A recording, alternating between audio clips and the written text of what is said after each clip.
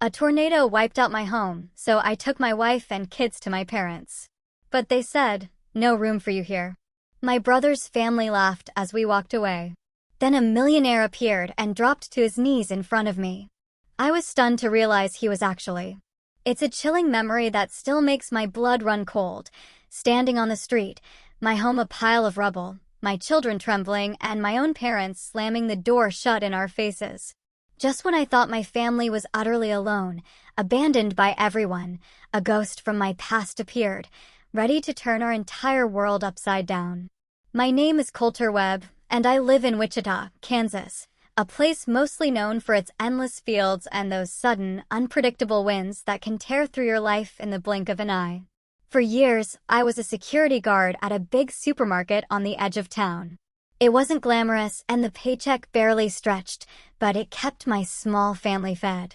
My wife, Alexis, worked part-time as a nurse, and our two amazing kids, Emma, 8, with a smile as bright as morning sunlight, and Randy, 5, a curious boy whose hands and feet were always up to some mischief, were my whole world. Our house was modest, a bit weathered, with peeling paint and roof tiles that rattled in a heavy rain. But it was ours.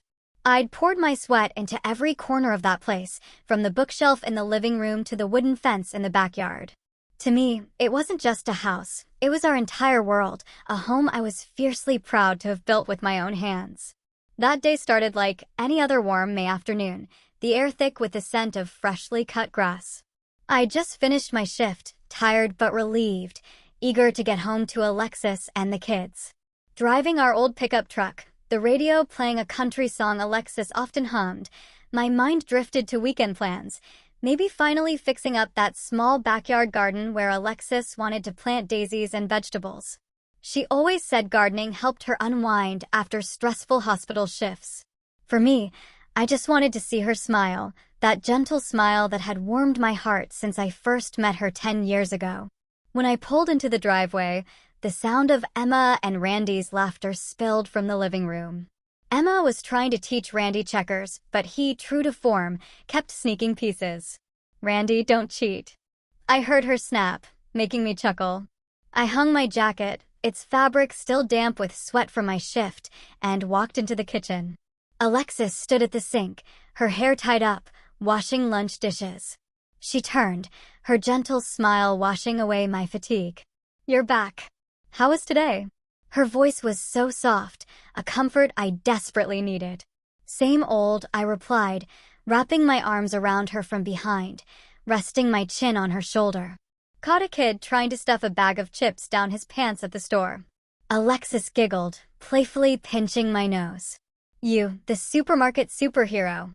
We chatted about the garden, about buying wood for a new fence, about Emma's latest request for a pet bunny. Life felt so simple, so perfect. I honestly thought I needed nothing more. But then, everything changed in an instant.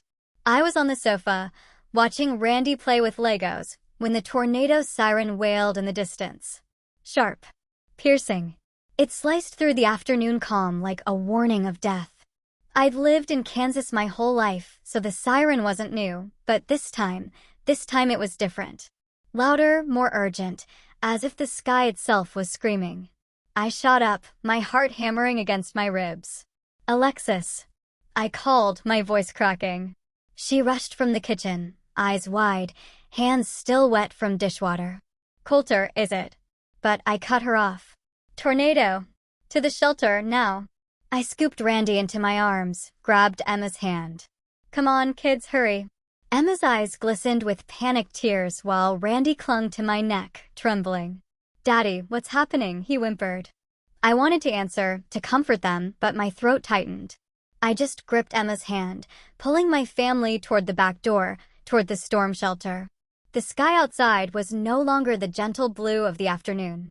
It had turned a strange, inky green-black, as if someone had spilled ink across the heavens. The wind howled, whipping up dust and leaves, tearing at anything in its path. Somewhere, glass shattered, the sound sharp as a scream. I fumbled with the shelter's hatch, a small concrete bunker, and urged Alexis and the kids inside. "Get in quick," I shouted, trying to drown out the wind's roar. Alexis held Randy close, pulling Emma to her, and I slammed the hatch shut, locking it tight. Inside, it was pitch black, lit only by a dim lantern in the corner. The air was damp, heavy with the smell of earth. Emma sobbed quietly, clinging to her mother, while Randy gripped me, his tiny hands shaking. "Daddy, I'm scared," he whispered. I stroked his head, forcing a reassuring smile. "It's okay, buddy. It's just a big wind. We're safe here." But inside, I knew I was lying. The wind above wasn't just wind. It was a monster, roaring, smashing, hungry to devour our world. We huddled in a corner, my arms around Alexis and the kids. Above us, horrific sounds erupted, wood snapping, glass shattering, roof tiles ripping away. Our house, the home I'd spent years building, was being torn apart. I heard a sickening crack, as if the house's very bones were screaming in agony. Alexis gripped my hand, her nails digging into my skin, but I felt no pain, only a cold, piercing fear, like ice flooding my chest. I don't know how long it lasted, maybe minutes, but it felt like an eternity. Then the wind quieted. The monster's roar faded, leaving an eerie, profound silence. My heart still raced as I waited a moment longer before daring to open the hatch. "Stay here," I told Alexis, my voice hoarse. She nodded, her eyes red, holding the kids tightly. I climbed out, pushing open the hatch. The faint light of dusk spilled in, but the sight before me stopped me cold. Our house was gone. Only rubble remained. Splintered wood, broken bricks, shards of glass glinting in the fading light. The kitchen where Alexis washed dishes. The living room where the kids played checkers. The bedroom where we'd lain together, dreaming of the future. All reduced to debris. Emma's doll lay alone among the bricks. A family photo rested in the dirt, its glass shattered, our smiles a cruel reminder of what was lost. I returned to the shelter, forcing my voice to stay calm. "Alexis, come up." She climbed out, holding Randy, with Emma trailing behind. As we stood amid the wreckage, no one spoke. Alexis covered her mouth, tears streaming down her face. Emma clung to her leg, and Randy looked at me bewildered. "Daddy, where's our house?" he asked, his voice breaking. I knelt, hugging him, but I had no answer. My heart felt crushed. Everything I'd built, everything I loved, had been swept away in minutes. Standing in the ruins of our home, I felt the world collapse beneath me. But looking at Alexis and the kids, I knew I couldn't break. Not now. I took my wife's hand, squeezing it tightly, and said, "We'll be okay. I promise." But that promise, I wasn't sure I could keep. That night, our kind neighbor Susan let us stay with her. She lived alone in a small house a few blocks away, thankfully spared from the storm with only a few broken branches. Her cramped living room smelled faintly of old cookies, but to us, it was a godsend. Alexis curled up with the kids on the sofa while I sat against the wall, eyes wide open in the dark. Randy's soft snores mixed with Emma's quiet sobs, tightening my chest. I couldn't sleep. Not because of the hard floor or the chills seeping through my clothes, but because my mind was flooded with one agonizing question: where do we go tomorrow? Memories of our old house kept flashing, the dining table where we gathered each night, the garden where Alexis carefully planted flowers, the worn armchair where I read to the kids. All of it now just rubble and memories. The next morning, weak sunlight filtered through Susan's window, but it couldn't lift the heaviness in my heart. Alexis sat up, her hair disheveled, eyes shadowed with exhaustion. She tried to smile, but I knew she was hiding her fear. "What do we do, Coulter?" she whispered, her voice so soft I had to lean in to hear her. I wanted to answer, to say something certain, but my throat was dry. I could only hold her, letting her warmth keep me from drowning in despair. Then I thought of my parents. They lived in suburban Wichita, less than 30 minutes away.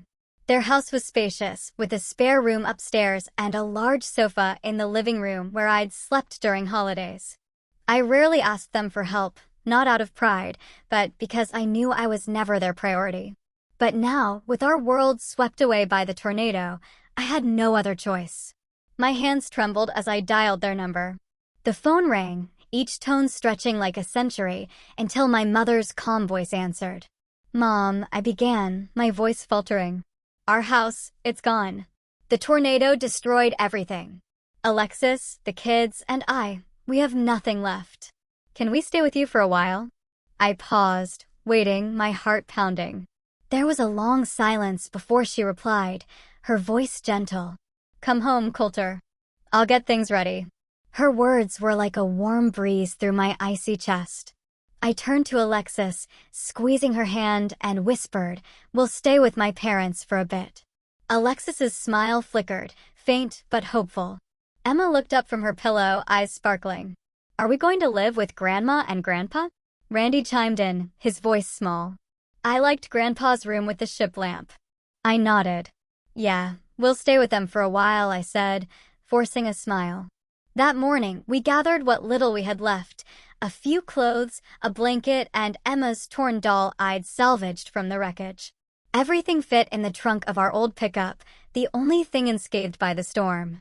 On the drive to my parents' house, the air in the truck was heavy, but there was a flicker of hope. Emma and Randy chattered about their grandparents, the upstairs room, and their old cat the kids loved to play with. Alexis held my hand, silent, but her eyes seemed to say, It'll be okay. I squeezed her hand, trying to believe it. But when we pulled up to my parents' familiar house, a wave of unease hit me. The red-tiled roof, the maple trees in the yard, the gleaming windows, it was all the same, but something felt wrong. Laughter spilled from inside, not my parents' voices, but my younger brother Vincent's, along with his wife and their 2 kids. I stepped out, my heart heavy. Alexis followed, carrying Randy and holding Emma's hand. As we reached the door, my parents came out, their faces showing discomfort instead of the joy I'd hoped for. Coulter, my mother said, her voice hesitant. I'm so sorry, but Vincent and his family just came to visit. The house is full. You'll have to find somewhere else to stay for now. I froze, unable to believe my ears. Through the door, I saw the spacious living room, the sofa empty. Vincent was inside, laughing carelessly with his wife, oblivious to our desperate situation. I took a deep breath, trying to keep my voice steady.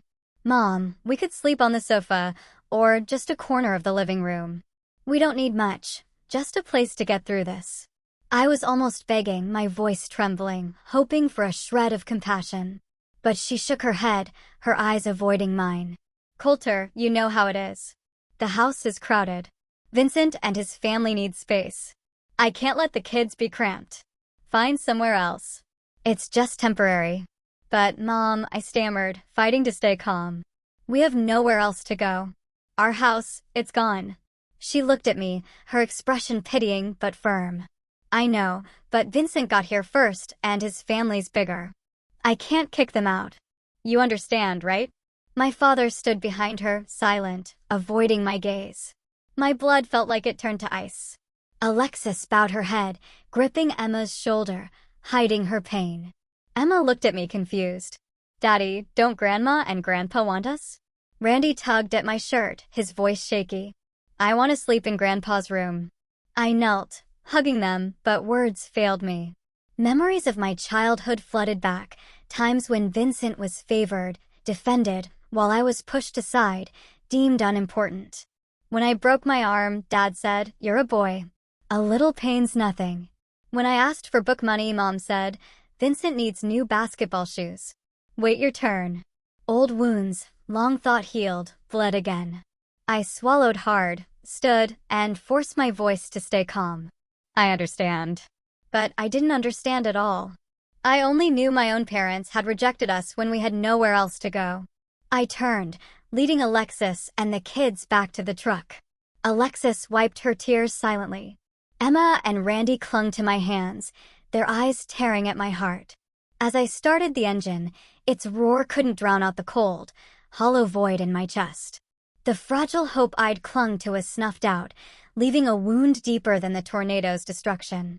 I drove away from my parents' house, my eyes avoiding the rearview mirror where the familiar house faded into the distance.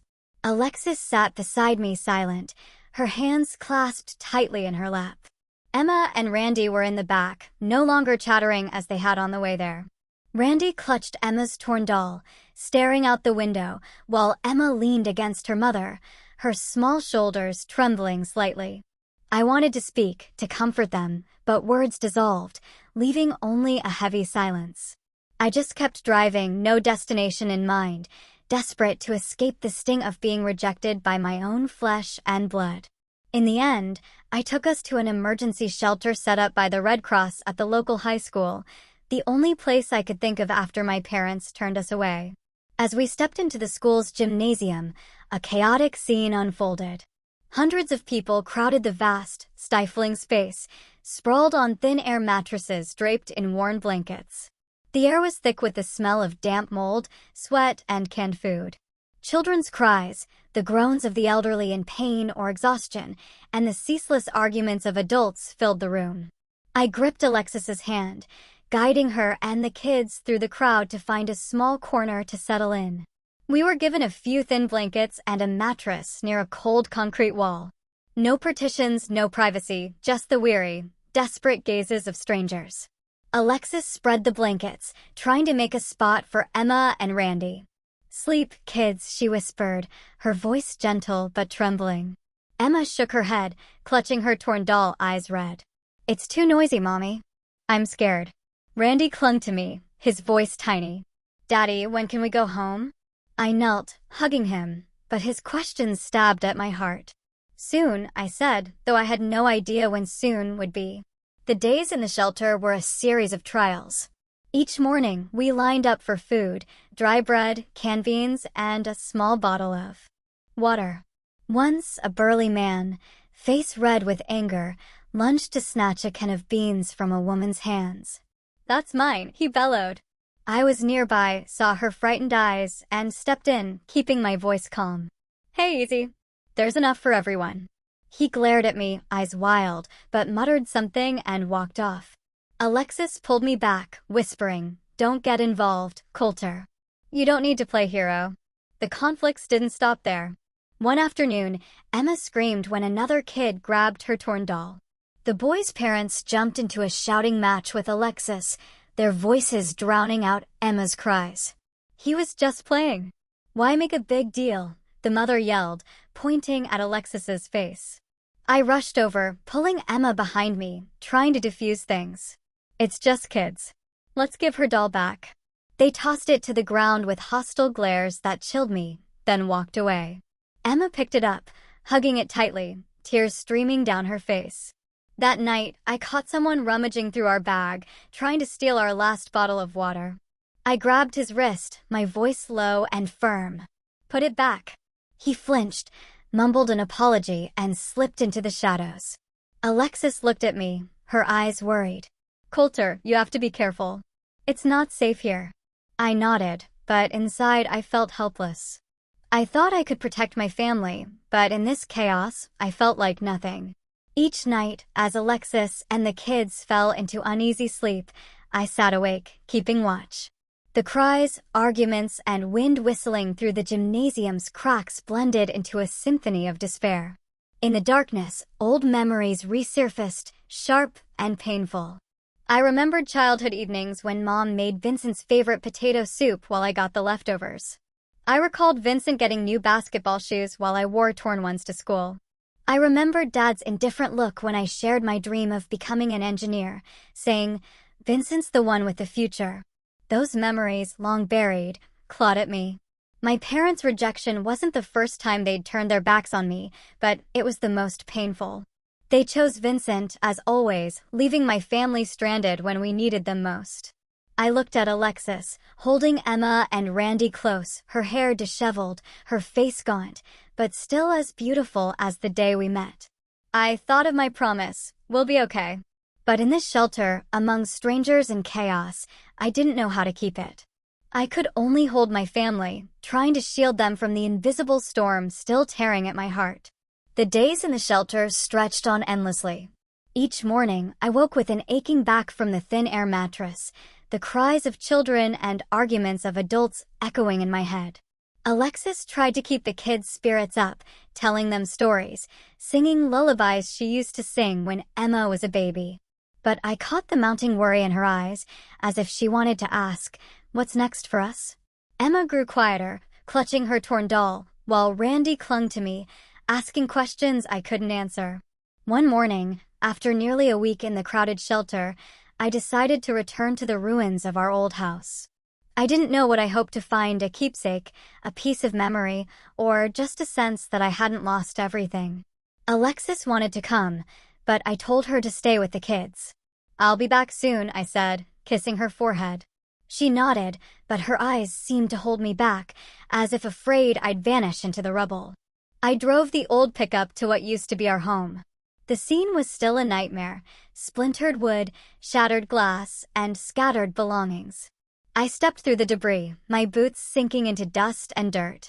I found a photo frame, our family pictured from Emma's 7th birthday, all 4 of us beaming in the summer sunlight. The glass was broken, but Alexis's smile still shone. Randy's eyes sparkled with mischief, and Emma wore her pink hair bow. I gripped the frame, my heart aching. Kneeling, I dug through the wreckage, hoping to salvage something more.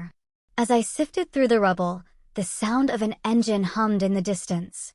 I looked up to see a sleek black luxury car pull up to the curb.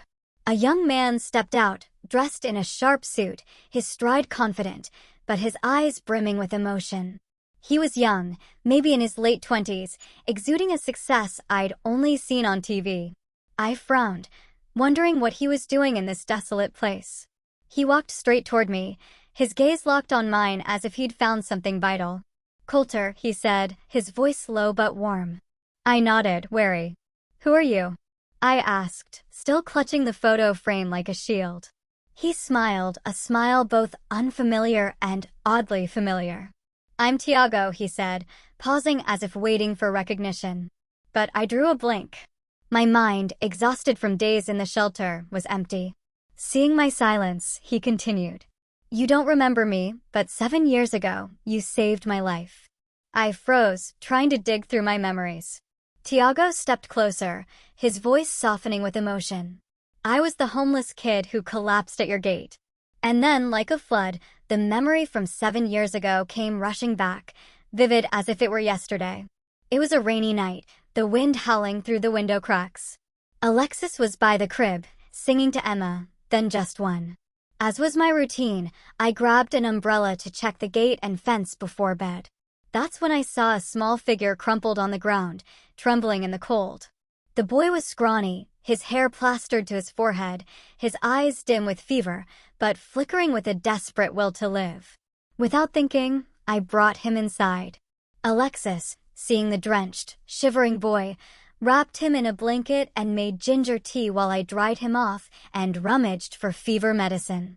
In the days that followed, we let him sleep on our old sofa, feeding him simple but warm bowls of soup. He recovered slowly, always timid, his eyes wary, as if afraid of being a burden in our already cramped home. Then one morning, the sofa was empty. On the pillow was a scribbled note: "Thank you for everything. I don't want to be a burden. My name is Tiago. One day, I'll come back to find you." "Tiago," I muttered, my voice catching. "You're the kid who stayed with us 7 years ago." Tiago looked at me, his eyes brimming with emotion. "Yes, Coulter. When I heard about the tornado in Wichita, I immediately thought of you and Alexis. If it weren't for you two, I don't know how I would have survived. I might have died in that cold, rainy night." He paused, taking a deep breath, his eyes glistening with distant memories, both painful and warm. "Today, I'm here to repay you." I stood there, the cold photo frame in my hands, struggling to process his words. Tiago continued, his voice steady but resolute, as if determined to make me understand his journey. "After I left your house, I wandered for a while. But your kindness gave me hope, Coulter. It was like a small flame, enough to keep me from giving up. Then one day, a family in Topeka took me in. They gave me a home, sent me to school. I studied like crazy, knowing it was my only shot to escape my past. I graduated college with a finance degree and started a business. Now I own a tech company worth millions, with offices in New York and San Francisco. I'm no longer that homeless kid, but I never forgot the night you found me at your gate when I thought I'd die from cold and fever." Tiago's words were like a warm breeze seeping through the cracks in my heart. I looked at him, a young man in an expensive suit, standing amid the ruins of my life. Yet his eyes were the same as that scrawny boy's, full of longing and gratitude. I didn't know what to say. Only felt a small spark of light in the darkness of recent days. My parents had turned their backs. But here was someone who was once a stranger, a boy I helped out of simple compassion, now standing before me, bringing a world I never expected. Tiago wasn't blood, but in that moment, he felt more like family than anyone who had ever abandoned me. Tiago stepped closer, placing a hand on my shoulder, his voice warm but resolute. "Coulter, you didn't just save me from dying that night. You and Alexis gave me something bigger, faith that life was still worth living, that there were still good people in this world. Without you, I wouldn't be standing here today with a company, with anything." He paused, his eyes shimmering as if reliving those hard days. "I've reached heights I never dreamed of, achieved everything I once longed for. But it all started with Alexis's warm soup, that blanket, and your words, 'It'll be okay, kid. Now it's my turn to help you.'" His words were like a warm stream flowing through the cracks in my heart, soothing the chill of recent days. I wanted to respond, to say he didn't need to do anything, that I'd only done what anyone would. I wasn't used to being helped. My whole life had been a series of carrying the load myself. Long night shifts at the supermarket. Months of saving every penny to fix the roof. Sleepless nights holding Alexis when she worried about the kids' school fees. I'd always told myself I had to be strong, the pillar for my family. But now, standing before Tiago, I felt small, like a man sinking in a storm with nothing to hold on to. Tiago seemed to read the hesitation in my eyes. He smiled, a gentle but determined smile, as if prepared for any objection. "Coulter, I'm not just here to say thank you. I want to help you and your family get back on your feet after this storm. For starters, I have a luxury apartment in one of my properties right in downtown Wichita. It's vacant, fully furnished, bedrooms, kitchen, everything your family needs. I want you, Alexis, and the kids to move in today. No rent, no worries. Consider it your home." I opened my mouth to protest, to say we couldn't accept, that his kindness was too vast, too much for me to ever repay. But Tiago raised a hand, his voice firmer. "There's more," he continued. "I know you're waiting on insurance, but that could take months, even years. I'll provide financial support to get your family through this. New clothes for the kids, essentials, anything to make them feel safe." I stood frozen, my mind reeling as if caught in another tornado. A luxury apartment? Financial support? It felt like a dream, the kind that sparked both hope and fear. I looked at Tiago, searching his eyes for any hint of pity, but found none, just sincerity, a determination to repay what he felt he owed. I thought of the shelter, where Alexis hid her tears to keep the kids from being scared, where Emma clung to her torn doll like it was all she had left. Where Randy asked me every night, "Daddy, when will we have a new home?" I thought of my promise to them, "We'll be okay." "Tiago," I finally said, my voice trembling as if it took all my strength to speak. "You don't have to do this. You don't owe me anything. Back then, I just wanted to help a kid who needed it. I didn't expect repayment." I looked down, clutching the photo frame, feeling my pride holding me back from accepting this help. Tiago shook his head, his smile tinged with sadness. "You don't get it, Coulter. Your kindness wasn't just a bowl of soup or a blanket. It was why I didn't give up. Why I believed I could make something of myself. You gave me a new start. Now, let me do the same for you." He gripped my shoulder tighter, his eyes piercing into mine. "Let me help like you helped me. Not out of pity, but because I see you as family." The word family from Tiago's lips hit like a blade. Not to wound, but to cut through the walls I'd built around myself. Family. The thing I thought I'd lost when my parents turned their backs, when our home was swept away by the tornado. But now, standing before Tiago, I realized family wasn't just blood. It was the people who stood by you, even when the world collapsed. I turned away, hiding the tears welling up. Inside, a battle raged between the pride of a man who'd always fended for himself and the exhaustion of a father and husband on the brink of despair. I thought of Alexis, Emma, and Randy enduring so much. And I thought of my promise, which I'd begun to fear I couldn't keep. Okay, I said, my voice trembling, almost a whisper. Thank you, Tiago. I don't know what to say. He smiled, patting my shoulder, his eyes brightening as if a weight had lifted. Don't thank me. This is just the first step. Come on. You need to get your family somewhere safer. They deserve better. And you, Coulter, you deserve a chance to start again. I nodded, feeling a heavy stone lift from my heart. I looked at Tiago, the boy I'd saved on a rainy night, now standing here, bringing light to my darkest days. His offer wasn't just an apartment or money. It was a turning point, a chance to rebuild a home for Alexis and the kids. Not just from rubble, but from the kindness I'd once sown, never expecting it to bloom so brilliantly. We walked toward Tiago's sleek car, me still clutching the family photo, my heart heavy but flickering with hope. He opened the door, gesturing for me to get in. Let's go, Coulter, he said, his voice gentle but certain. Today is a new day. The car ride back to the shelter where Alexis and the kids waited felt heavy with anticipation. When Tiago parked in front of the gymnasium, I saw Alexis at the entrance, holding Randy in her arms, Emma standing beside her, clutching her torn doll. Alexis's eyes lit up with a mix of curiosity and concern. As I stepped out of the sleek luxury car, I knelt before the kids, forcing a smile. Kids, Daddy has something to tell you. I turned to Alexis, taking her hand, my voice trembling. Sweetheart, this is Tiago. He's the kid we helped 7 years ago. Now he wants to help us. Tiago stepped forward, smiling at Alexis. Alexis, do you remember me? The kid you made ginger tea for. Alexis froze. Then her face brightened, tears glistening. Tiago, is that really you? She whispered, hugging him like a long-lost relative. Emma and Randy looked at Tiago, curious but shy. I pulled them close, saying softly, Uncle Tiago is going to help us get a new home. A better place than this? Emma's eyes sparkled. Really, Daddy? A real house. Randy tugged my hand, his voice small. Will I have a room? I nodded, choking back emotion. Yes, buddy. Rooms for both of you. Tiago led us to a high-end apartment complex in downtown Wichita, where gleaming glass towers rose against a blue sky.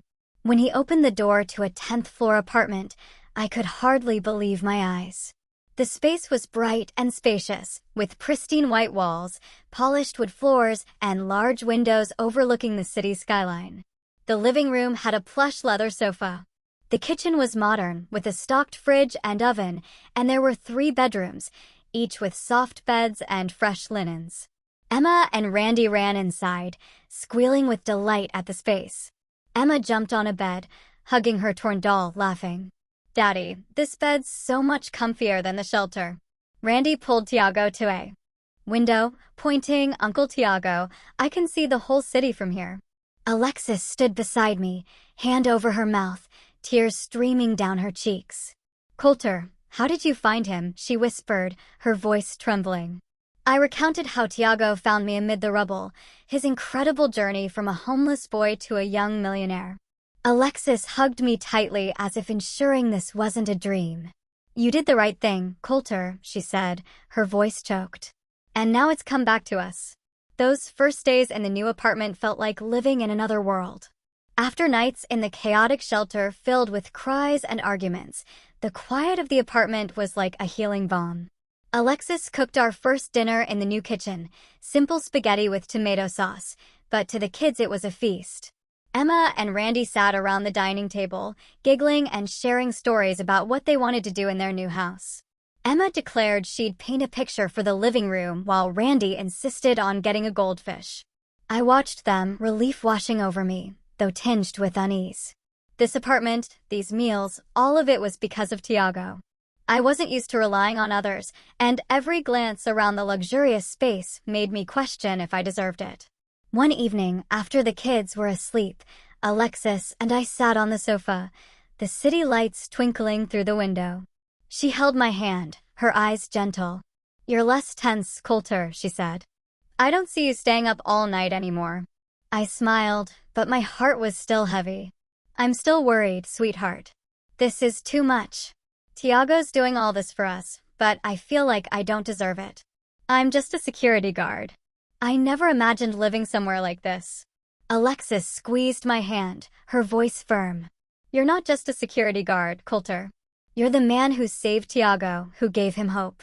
You're the one who kept this family together when the world fell apart. You deserve this, and so do the kids. Her words silenced me. I thought of the shelter, guarding our last bottle of water, our blankets, to protect my family. I thought of Emma's frightened eyes, Randy's question, when will we have a new home? Now they had a place to play, to sleep soundly, and their smiles were brighter than ever. Tiago visited that weekend, bringing a fruit basket and toys for the kids. Emma and Randy eagerly thanked him, dragging him to their room to show off a castle they'd built with pillows. I watched, my heart warmed, but still uneasy. When the kids ran off to play, I pulled Tiago to the balcony, struggling for words. Tiago, I started, hesitating. I don't know how to thank you. This apartment, everything. It's too much. I'm not used to getting help like this. Tiago looked at me, his eyes as sincere as the day we reunited. Coulter, you saved me. Not just my life, but my soul. You showed me I had worth, even when I was a homeless kid. Now it's my turn to do that for you. He paused, smiling. Let's call it even, okay? I laughed, the first real laugh in days, feeling a weight lift. Even it is, I said, clapping his shoulder. In that moment, I realized Tiago hadn't just given us a place to stay or security. He'd given us hope. Hope that my family could rise again, that I could keep my promise to Alexis and the kids. The apartment slowly became a true home, even if temporary. Emma started painting colorful pictures, hanging them on the walls. Randy found a corner for his Legos, building spaceships he dreamed of. Alexis sang lullabies again, her voice soft and steady, no longer trembling as it had in the shelter. One morning, as I was brewing coffee in the bright kitchen, Tiago appeared with a radiant smile, holding a stack of documents. Coulter, he said, his voice brimming with excitement. Have you thought about what's next? I mean, beyond waiting for insurance or going back to the security job. His question caught me off guard. Truthfully, I hadn't dared to think that far. The days in the shelter had me focused solely on surviving each moment. And now, in this apartment, I was still adjusting to the feeling of temporary safety. Not yet, I replied, hesitating. I'll probably go back to being a security guard at the supermarket. I don't have many options. Tiago looked at me, his gaze sharp, but not judgmental. Coulter, you have more options than you think. I want you to work with me in my company, not as a security guard, but in a real role in finance and investment. I believe you can do it. His offer hit me like a gust of wind, both startling and disorienting. Finance? Investment. I repeated, almost laughing at how far-fetched it sounded. Tiago, I'm just a supermarket security guard. I never went to college, never touched things like market analysis or asset management. I'd mess it up. But Tiago shook his head, his eyes unwavering. Coulter, you don't need a degree to succeed. You have something no school can teach: hard work, honesty, and the ability to read people. I've heard you talk about handling tough situations in the shelter, protecting your family, staying calm when everything was chaos. Those are real skills. I'll teach you everything from the basics. Just say you'll try. I looked at him, searching for a reason to say no, but his sincerity stopped me. I thought of Alexis, sleepless nights worrying about money, of Emma and Randy deserving a better future. All right, I said, my voice trembling. I'll try, but if I screw up, don't blame me. Tiago laughed, clapping my shoulder. You won't screw up, Coulter. I trust you like you trusted me. My first day at Tiago's company felt like being a fish flung onto dry land. The office was in a towering glass building in downtown Wichita, filled with sharply dressed people talking about numbers and charts I couldn't comprehend. Tiago set me up in a small corner with a modest role, data analysis assistant, a title that sounded grand, but mainly involved entering numbers and reading reports. Take it slow, Coulter, he said. Learn step by step. I'm here. Those first weeks were a struggle. Terms like return on investment or risk analysis made my head spin. But true to his word, Tiago patiently guided me. Every afternoon after work, he stayed late, explaining concepts in the simplest terms, like teaching a child. Finance isn't magic, Coulter, he said. It's just managing money and opportunities. Slowly, I started to get it. I learned to read market charts, analyze data for investment decisions. I discovered what Tiago called my practical intuition, a knack for spotting small details others missed, like how I used to catch shoplifters at the supermarket. During a meeting, when the team debated investing in a startup, I hesitantly spoke up. They're advertising heavily, but their revenue numbers are shaky. I think we should be cautious. The room went quiet. Then Tiago nodded, his eyes gleaming. Good call, Coulter. Your instincts are spot on. After that, I was given more responsibilities, from analyzing reports to joining strategy meetings. For the first time, I felt like I was stepping into a new world, one of high-stakes meetings, big decisions, and numbers that could change lives. From a night shift security guard scraping by, I began to feel confident. I learned to wear a suit, though it felt awkward at first. I learned to talk to investors, even if my voice still trembled slightly. Tiago treated me not just as an employee, but as a brother. He invited me to lunch, sharing stories of his early startup days, his fears, and his persistence. You can do this. Too, Coulter, he said. You just have to believe in yourself. The change didn't just affect me. It touched my family. Alexis noticed I came home smiling more, no longer weighed down by the tension of sleepless shelter nights. She felt secure enough to return to part-time nursing, knowing I had a new path. Emma and Randy transferred to a better school thanks to Tiago's financial support. Emma raved about her new teacher and her art classes, while Randy told me about scoring his first goal on the school soccer team. Daddy, I'm going to be the best player, he declared, eyes shining. I hugged him, my heart swelling with a joy I hadn't felt since the tornado. Each night, sitting with Alexis on the sofa, I shared stories about work, what I was learning, how Tiago believed in me. You're changing, Coulter, she said, her hand in mine. I see you more confident, like you're finding a part of yourself you didn't know existed. I smiled, kissing her forehead. That's because of Tiago. Because of you and the kids. You're why I keep trying. Looking back, I realized this wasn't just about recovering from loss. It was a true turning point, a chance to not just survive, but to transform my life. From a security guard who kept his head down, I began dreaming of a bigger future, one where I could give Emma and Randy a life I never dared imagine. Tiago didn't just give me a job. He gave me a vision, a belief that I could achieve more than I ever thought possible.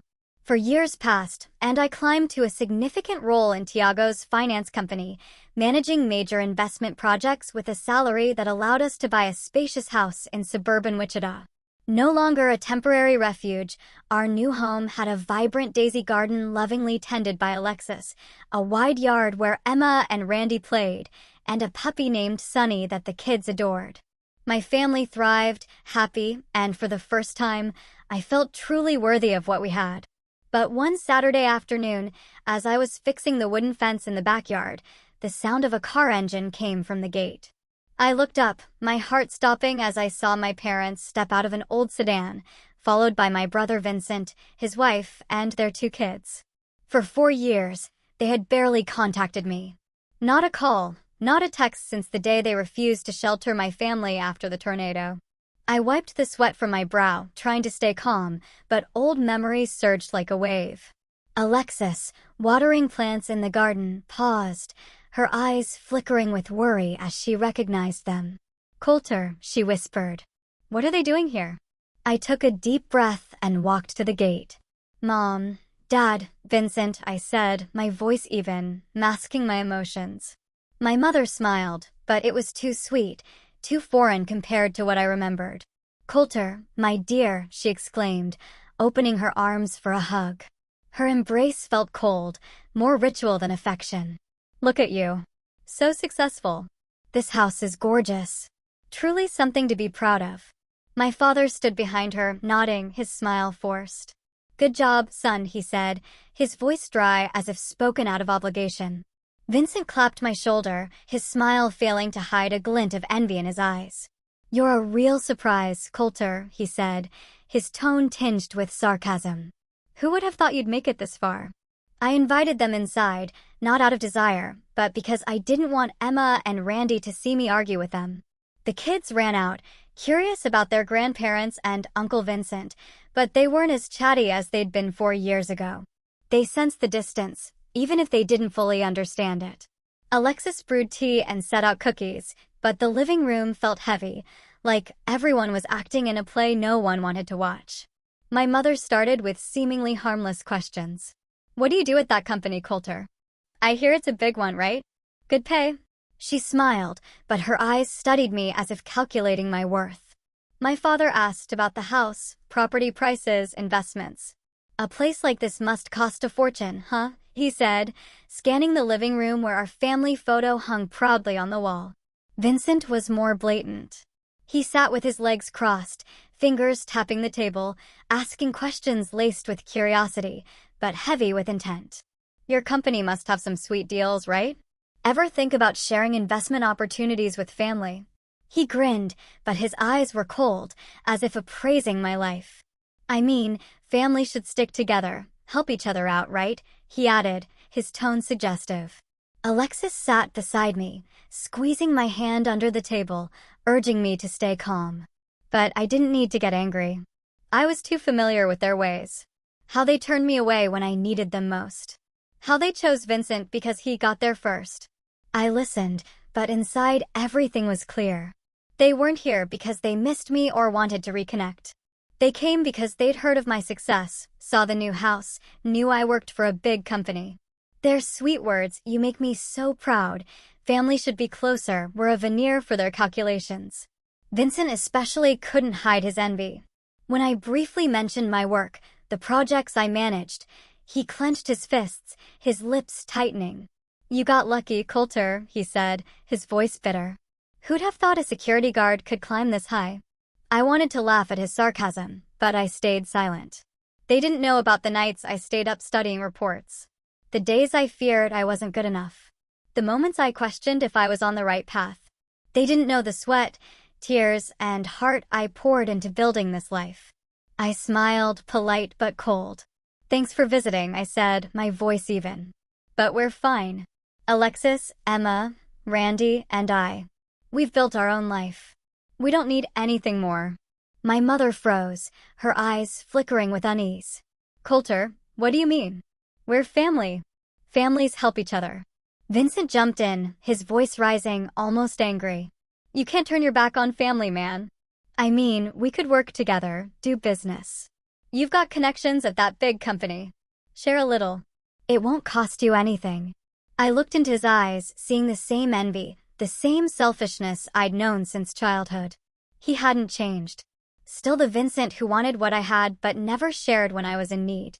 I stood, keeping my smile polite but firm. I value family, I said, my voice calm but resolute. But I've learned family isn't just blood. It's the people who stand by you when you're down, not the ones who show up only when you're up. I paused, looking at my parents, at Vincent. For years ago, when my family lost everything, you chose to turn away. Now I've rebuilt my life, and I don't need people who only come for what they can gain. My father lowered his head, silent, as if knowing he had no right to speak. My mother stammered, searching for words. Coulter, you're misunderstanding. We just wanted. But I raised a hand to stop her. Thanks for coming. We have things to do. I walked them to the door, watching as they climbed into their car. Vincent turned back, his eyes bitter, but I didn't waver. As their car disappeared, I returned inside to find Alexis at the door, her eyes full of pride. You did the right thing, Coulter, she said, hugging me. Emma and Randy ran over, clinging to my legs, and I knew I'd made the right choice. Standing in the home I built with my sweat and Tiago's kindness, I realized something. Those who abandoned me in my darkest hour didn't deserve a place in my new life. Tiago, Alexis, the kids, they were my true family. The ones who held my hand when I fell and helped me rise. I didn't need hollow sweet words or blood ties based on calculations. I had everything I needed right here in this home. After that visit from my parents and Vincent, they kept trying to reconnect. My mother called, her voice sweet, asking about Emma and Randy, but I could hear the caution, as if she was waiting for a chance to slip in a question about my job or money. Vincent sent texts suggesting we meet to talk about family, but I knew he was fishing for details about my investment projects. Once, my mother even sent a long letter claiming she and my father regretted what happened, wanting to reconcile and start over. But their apology came too late, too hollow. I didn't respond, not out of anger, but because I'd learned a harsh lesson. Family only matters when built on sincerity, not selfishness or calculation. I chose to protect my small family, Alexis, Emma, Randy, and even Tiago. They were the ones who stood by me when the world collapsed. I remembered that day in the shelter, Emma's confused eyes asking, "Daddy, don't Grandma and Grandpa want us?" I recalled the nights I stayed awake guarding our last bottle of water. And I thought of Tiago, the boy I saved on a rainy night, now a friend, a brother, who gave me a chance to transform my life. Those memories reminded me that family isn't a title. It's action. The people who hold your hand through the storm. One spring afternoon, I stood outside our new home watching Emma and Randy play in the yard. Emma, now 12, was teaching Randy how to blow soap bubbles, their laughter echoing through Alexis's daisy garden. Sunny, our puppy, darted around their feet, barking each time a bubble popped. Alexis stepped out from the kitchen, carrying a tray of lemonade, her smile as radiant as the sunlight. "What are you doing out here, admiring the view?" she teased, setting the tray on the wooden table. I pulled her close, kissing her forehead. "I'm admiring our family," I said, my voice warm. "And I think I'm the luckiest man alive." My heart felt at peace, as if old wounds had finally healed. This house, with Emma's paintings on the walls, Randy's Lego models, and Alexis's garden, was more than a place to live. It was proof of what I'd overcome, of Tiago's kindness, and of the love my family held through every storm. I thought of my parents, of Vincent, of the times they turned away. But those memories no longer hurt. They were just part of the past, a lesson to cherish those who truly mattered. Tiago visited that weekend as usual, bringing a new chess set for Randy and watercolors for Emma. He'd become an integral part of our lives, not just a savior, but a true friend, a brother. When the kids ran inside to play with their gifts, I pulled Tiago to the yard, talking like long-lost kin. "You know," I said, my voice low, "I still think about the day you found me in the rubble. I never imagined a small act from years ago would lead to all this." Tiago smiled, his eyes bright. "Coulter, it wasn't a small act. You saved me, not just from the cold, but from despair. You showed me kindness was real, and I'm just trying to live up to that. You, Alexis, the kids, you're my family, blood or not." His words touched my heart, affirming that family isn't those who birth you, but those who stand by you, even when the sky falls. I looked around our home, hearing Emma and Randy's laughter, feeling Alexis's warmth beside me, and seeing Tiago, the man who turned my life from ashes to a radiant home. I realized a clear truth. Family isn't about titles like parent or sibling. It's about actions and compassion. The tornado 4 years ago took our house, but it couldn't take my dignity or the true love I found in Alexis, the kids, and Tiago. The most precious things: kindness, resilience, and love no storm could ever sweep away.